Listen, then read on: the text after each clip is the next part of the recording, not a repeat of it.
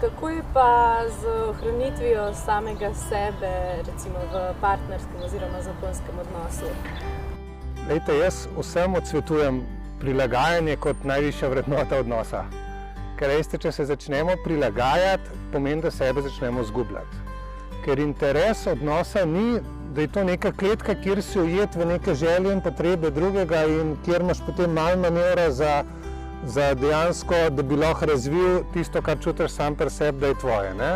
Torej, tvoja drža, tvoj notranji svet se mora v odnosu krepiti, dostojanstvo mora biti z leti zmeraj močnejši in to od obeh.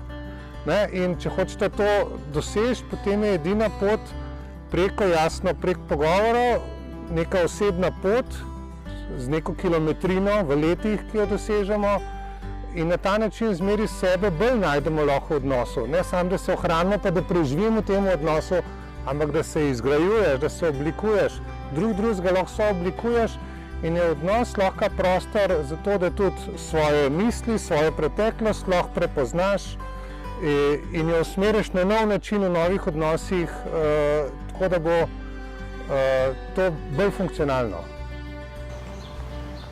Kako pa bi svetovali oziroma predlagali to rastenje eden ob drugem v samem odnosu? Ja, lejte, ena avtorica je rekla, odnos je kot tango ples, ne?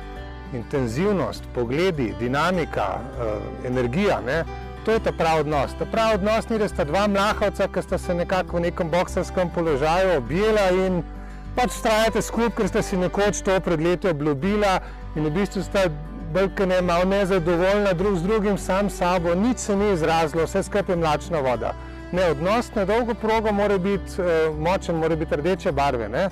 Mora biti buren, zanimiv in to je lahko ravno to, če uspe vsak v odnosu izraziti svoje, če se uspeta povezati, če uspeta zgraditi pripadnost, in da ni stalno nekega spodmikanja. Ne? Na dolgi rok v bistvu vsak toliko bolj stoji na svojih nogah, se nasloni na svoj notranji svet, to pomeni, in bo na dolgi rok res vsak v odnosu postal toliko bolj enovita, celovita oseba, ki drug do drugega pristopata kot res dva odrasla, s spoštovanjem, z ohranitvijo dostojanstva, in to se potem širi še v okolico in to je nekaj zelo lepega tak odnos. In takega odnosa si vsi želimo.